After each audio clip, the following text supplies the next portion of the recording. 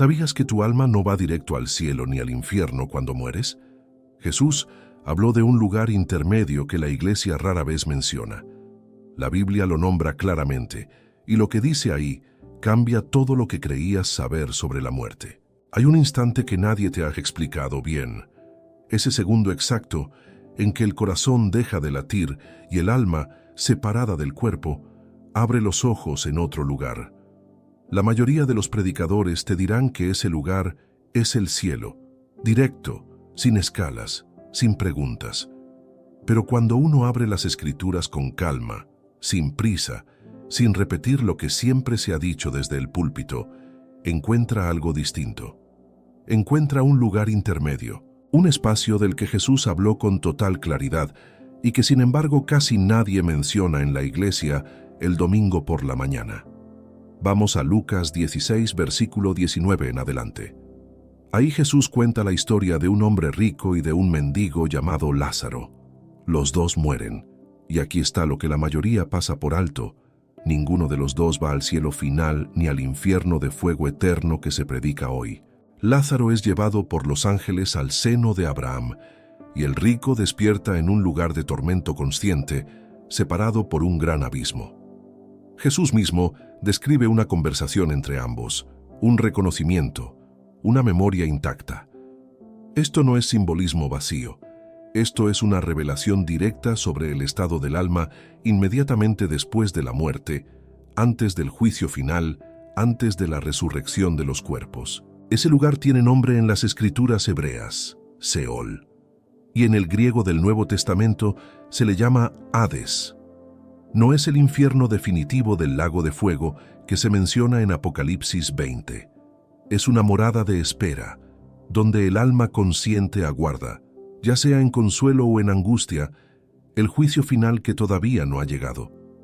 Job lo describe como la tierra de tinieblas, el lugar a donde va todo hombre.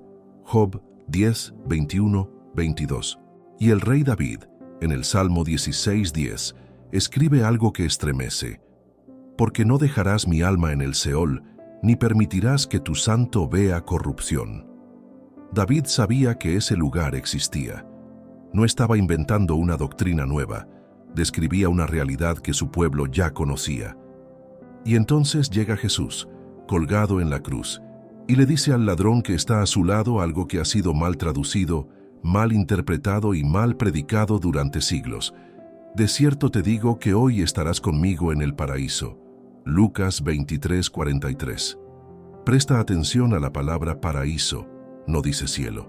No dice el trono de Dios rodeado de 24 ancianos como se describe en Apocalipsis 4. Dice paraíso, un término que los judíos de esa época usaban para referirse precisamente a esa parte del Seol, reservada para los justos, el mismo seno de Abraham del que habló en la parábola. Jesús, en su propia muerte, entró primero a ese lugar de espera, no al trono celestial final. Esto cambia algo profundo en cómo entendemos la muerte. Porque si el alma va primero a un lugar intermedio y no directamente al destino eterno, entonces la muerte no es el final del camino. Es apenas la primera puerta. Y hay una segunda verdad, todavía más inquietante, escondida en la primera carta de Pedro. En 1 Pedro 3, 18, 20, el apóstol escribe que Cristo, después de morir en la carne, fue vivificado en espíritu, en el cual también fue y predicó a los espíritus encarcelados. Espíritus encarcelados, almas que estaban detenidas esperando, en algún lugar debajo de esta realidad visible. Pedro no está hablando en parábolas aquí. Está describiendo un viaje real que Jesús hizo entre su muerte y su resurrección, un descenso a ese reino intermedio del que la iglesia moderna casi nunca habla. ¿Por qué crees que este tema ha sido tan silenciado? Porque reconocer que existe un lugar intermedio obliga a hacer preguntas incómodas, preguntas sobre lo que realmente le pasa a un ser querido en el momento exacto en que cierra los ojos por última vez. Preguntas sobre si el alma duerme, como algunos enseñan, o si permanece consciente, como claramente lo describe Jesús en la parábola de Lázaro. Preguntas sobre si lo que llamamos cielo, en las conversaciones cotidianas, es en realidad ese paraíso intermedio, o el destino final después del juicio, después de la nueva creación descrita en Apocalipsis 21. El apóstol Pablo también tocó este misterio. En 2 Corintios 5:8 escribe que preferiría estar ausente del cuerpo y presente al Señor. Note la inmediatez de esa frase. No habla de un sueño largo, de una espera sin conciencia. Habla de una presencia. Y en Filipenses 1:23 dice que su deseo es partir y estar con Cristo, lo cual es muchísimo mejor. Pablo entendía que había una continuidad consciente del alma, incluso antes de la resurrección final del cuerpo. Todo esto no es especulación filosófica. Está escrito línea por línea en el mismo texto que se lee cada domingo, pero que rara vez se explica con esta profundidad. Jesús no dejó este tema en la oscuridad. Lo mencionó una y otra vez, en parábolas, en su propia muerte, en las palabras que dirigió a un moribundo en la cruz. La pregunta que deberíamos hacernos no es si este lugar existe. La pregunta es por qué tantos años de tradición religiosa lo han dejado fuera de la conversación. Tal vez tú también has perdido a alguien, un padre, una madre, un esposo, un hijo, y en medio del dolor alguien te dijo la frase de siempre: ya está en el cielo, descansando. Palabras bien intencionadas, pero que muchas veces nacen más de la costumbre que de la escritura. Lo que la Biblia realmente enseña es más rico y, en cierto modo, más consolador. Ese ser querido no dejó de existir. Su alma sigue consciente, sigue siendo él o ella, aguardando en ese lugar intermedio del que Jesús habló con tanta claridad. Y esa espera no es un vacío sin sentido, es un tránsito hacia la resurrección final y la restauración completa que Dios ya prometió. Piensa también en el profeta Samuel, cuando el rey Saúl, desesperado, acude a la adivina de Endor en 1 Samuel 28. Samuel, ya muerto, aparece y le habla, molesto por haber sido perturbado de su descanso. ¿Por qué me has inquietado, haciéndome venir?, le dice. 1 Samuel 28:15. Este pasaje confirma otra vez la misma verdad. Los muertos permanecen en un estado consciente después de la muerte física, en espera de lo que vendrá. No hay silencio total, no hay desaparición del ser. Si este tipo de revelaciones bíblicas te está abriendo los ojos, este es apenas el comienzo. Suscríbete al canal ahora mismo, porque cada semana profundizamos en las verdades que la religión institucional prefiere no tocar, y no querrás perderte lo que sigue. Y si sientes que llevas tiempo con preguntas que nadie en tu iglesia se atreve a responder, quiero contarte sobre un recurso que preparamos con mucho cuidado para ti. Se llama Cómo reconocer el engaño religioso antes de que destruya tu fe. Y en sus páginas te ayudamos a distinguir la verdad bíblica de las tradiciones que se han disfrazado de doctrina durante generaciones. Lo encuentras en el enlace fijado en el primer comentario. Si de verdad te importa proteger tu fe de la confusión que hoy inunda tantas iglesias, este guía fue escrito pensando en ti. Ahora imagina algo todavía más concreto. Imagina que el alma, apenas separada del cuerpo, no flota en un vacío neutro, sino que despierta en un lugar con estructura, con secciones, con una geografía espiritual definida. Esto es exactamente lo que sugiere la parábola de Lázaro y el hombre rico, cuando Jesús describe un gran abismo que separa dos regiones dentro de ese mismo reino intermedio. Lucas 16:26. No es un espacio uniforme. Hay un lado de consuelo y hay un lado de tormento. Y entre ambos existe una frontera que nadie puede cruzar por su propia voluntad. Esta descripción, dicha por el propio Jesús, revela algo que pocas veces se enseña con la seriedad que merece. El destino del alma comienza a definirse desde el instante mismo de la muerte, no después de un largo sueño sin conciencia. Los primeros seguidores de Cristo entendían esto con una claridad que hoy se ha perdido. El apóstol Pablo, en Efesios 4:8-9, cita el Salmo 68 y menciona que Cristo descendió primero a las partes más bajas de la tierra. Muchos eruditos, a lo largo de los siglos, han relacionado este descenso directamente con ese reino intermedio, el Hades. el lugar donde las almas de los justos aguardaban la redención definitiva.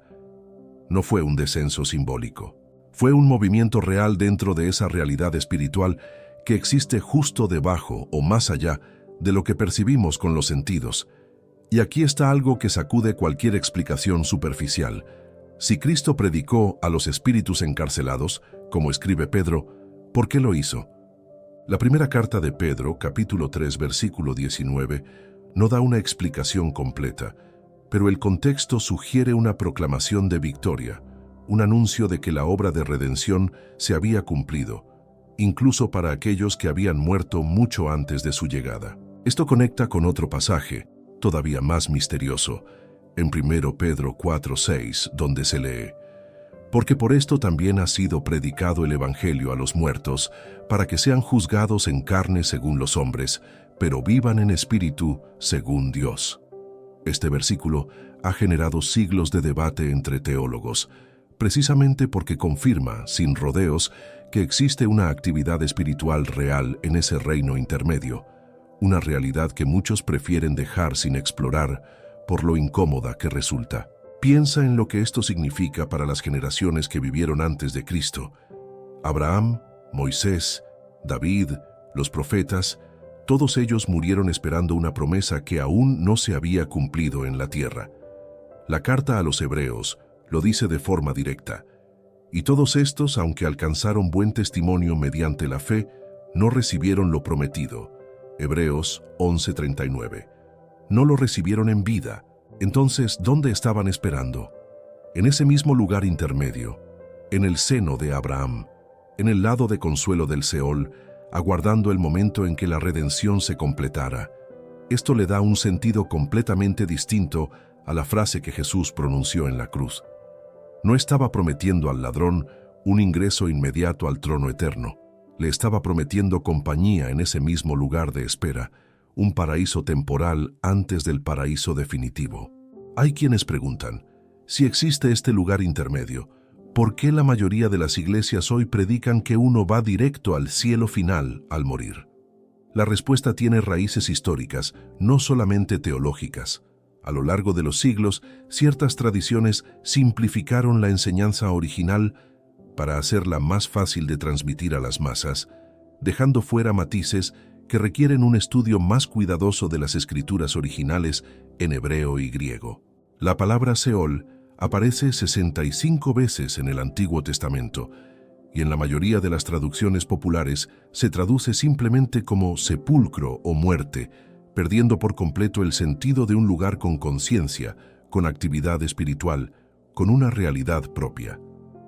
Piensa un momento en Jacob, cuando cree que su hijo José ha muerto. En Génesis 37:35 dice: «Descenderé enlutado a mi hijo hasta el Seol». No dice que descenderá a la nada ni al olvido. Habla de un descenso, de un lugar hacia donde uno va, un destino específico que Jacob entendía como real, tan real como cualquier ciudad de su época. Este mismo lenguaje se repite una y otra vez a lo largo del Antiguo Testamento, en boca de patriarcas, reyes y profetas, todos coincidiendo en que la muerte no era una desaparición, sino un traslado. El mismo patrón se repite con la palabra griega Hades, que aparece 10 veces en el Nuevo Testamento. En Apocalipsis 20:13-14 se describe un momento crucial. «Y el mar entregó los muertos que había en él, y la muerte y el Hades entregaron los muertos que había en ellos, y la muerte y el Hades fueron lanzados al lago de fuego». Presta atención a esto. El Hades es entregado, es vaciado, y luego es lanzado al lago de fuego. Esto confirma que el Hades no es lo mismo que el infierno final.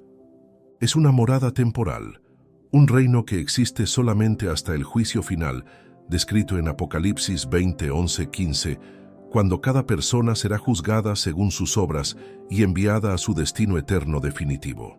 Esta distinción no es un detalle menor. Cambia por completo la manera en que uno debería entender la muerte, el duelo y la esperanza cristiana. Porque si el Hades es temporal, entonces lo que experimentamos al perder a un ser querido no es el final de la historia, ni siquiera para aquellos que partieron sin haber escuchado el Evangelio completo.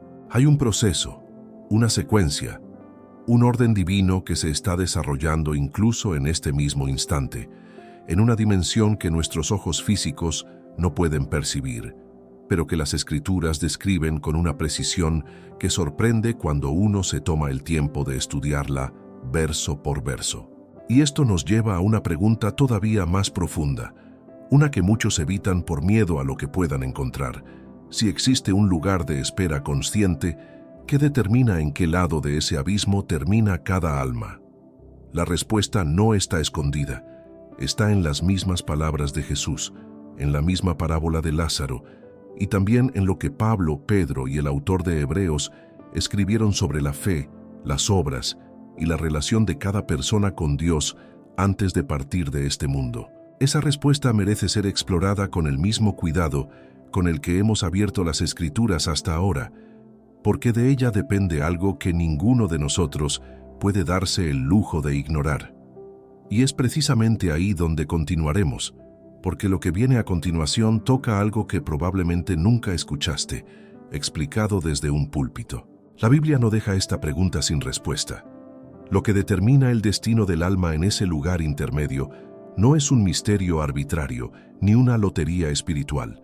Jesús mismo, en la parábola de Lázaro, ofrece una pista que muchos pasan por alto. El hombre rico no termina en tormento por ser rico. Termina ahí por haber vivido indiferente, por haber tenido a Lázaro todos los días frente a su puerta, cubierto de llagas, y nunca haber movido un dedo para ayudarlo. Lucas 16, 20, 21. La riqueza no es el pecado. La indiferencia ante el sufrimiento ajeno, mientras se vive rodeado de abundancia, sí lo es. Y Lázaro, por su parte, no llega al consuelo por haber sido pobre. Llega ahí porque, en medio de su sufrimiento, mantuvo una relación con Dios que el texto da por entendida a través de su nombre mismo, que en hebreo significa Dios ha ayudado. Pero hay algo más profundo detrás de esta parábola, algo que conecta directamente con el corazón del mensaje que Jesús vino a traer. El destino final del alma, ya sea en el consuelo temporal del paraíso o en el tormento temporal del Hades, siempre está ligado a la fe genuina en Dios, a una relación real, no a un ritual religioso vacío. El apóstol Pablo lo resume con una claridad devastadora en Efesios 2, 8, 9. Porque por gracia sois salvos por medio de la fe, y esto no de vosotros, pues es don de Dios, no por obras, para que nadie se gloríe. Esto significa que ni siquiera la religiosidad externa, las apariencias de piedad, las tradiciones repetidas sin convicción, garantizan un lugar de consuelo cuando el alma cruce al otro lado. De hecho, Jesús advirtió específicamente sobre este engaño, sobre personas que se consideraban religiosas y terminaban sorprendidas al descubrir que su religiosidad no bastaba. En Mateo 7, 21, 23, dice algo que estremece a cualquiera que lo lea con honestidad.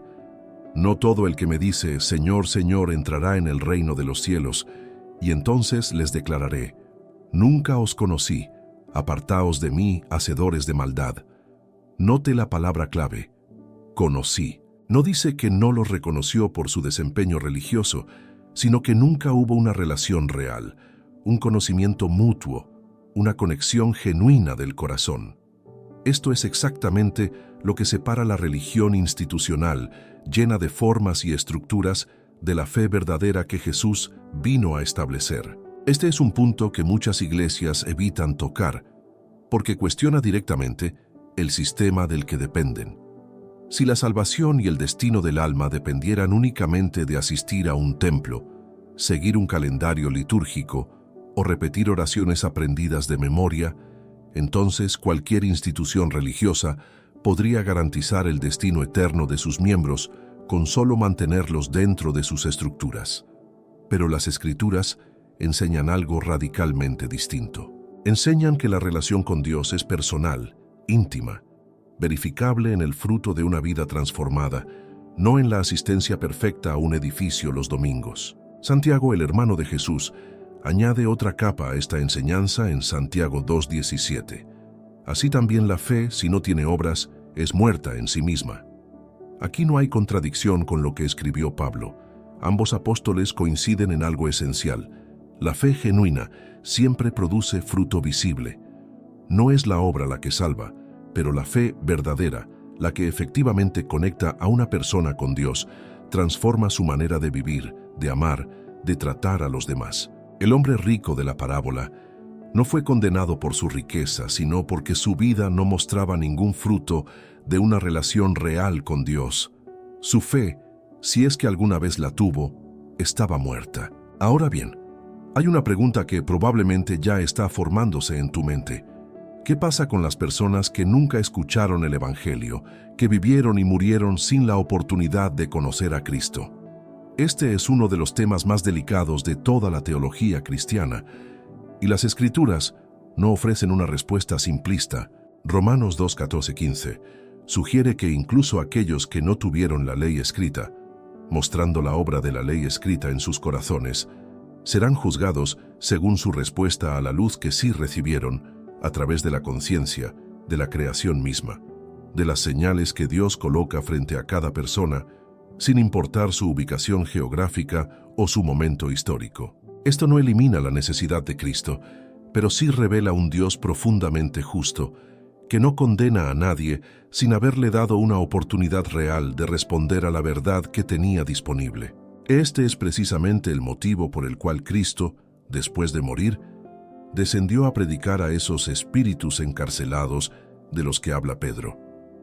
No fue un gesto sin propósito, fue la extensión de la misma justicia y misericordia que caracterizan todo el plan de redención, alcanzando incluso a quienes murieron antes de que el Evangelio completo fuera revelado en la tierra.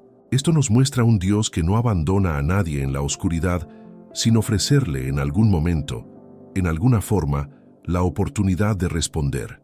Lo que queda claro, después de recorrer estos pasajes uno por uno, es que el destino del alma en ese lugar intermedio nunca depende de etiquetas religiosas, de denominaciones, de rituales perfectos o de asistencia impecable a una congregación. Depende de algo mucho más simple y al mismo tiempo mucho más exigente, una relación real y honesta con Dios, sostenida por una fe que se refleja en cómo tratamos a quienes están frente a nuestra puerta, como Lázaro estuvo frente a la del hombre rico todos los días, sin que nadie lo notara hasta que fue demasiado tarde. Piensa en cuántas personas hoy viven exactamente como el hombre rico de la parábola, sin darse cuenta. Van a la iglesia cada domingo, cumplen con las formas, participan de las ceremonias y sin embargo su corazón permanece cerrado ante el sufrimiento de quien tienen al lado. Jesús no condenó al hombre rico por su religiosidad externa, que probablemente existía, sino por la distancia entre lo que profesaba y lo que realmente vivía. Esa distancia, ese abismo entre la fe declarada y la fe practicada, es exactamente lo que las Escrituras identifican una y otra vez como el verdadero peligro espiritual de nuestra época. Y aquí conviene detenerse en algo que el propio Jesús añade al final de la parábola, un detalle que muchos pasan por alto en su lectura apresurada. El hombre rico, ya en tormento, pide que alguien resucite y advierta a sus 5 hermanos, para que no terminen en el mismo lugar. Y Abraham le responde algo que resuena con fuerza hasta hoy. A Moisés y a los profetas tienen, óiganlos. Lucas 16:29. No hace falta una señal sobrenatural para conocer la verdad. La revelación ya estaba disponible, escrita, accesible, esperando ser escuchada con el corazón abierto. Lo mismo ocurre hoy. La verdad no está escondida en un lugar inalcanzable, está en las páginas que muchos tienen en casa, pero rara vez abren con la seriedad que merece. Gracias por quedarte hasta aquí, por permitir que la palabra de Dios te mostrará algo que pocas veces se explica con esta profundidad. Si tu corazón fue tocado hoy, suscríbete al canal ahora mismo, dale like a este video y déjanos en los comentarios qué parte te impactó más. Tu fe merece respuestas claras, no tradiciones vacías, y por eso preparamos cómo reconocer el engaño religioso antes de que destruya tu fe.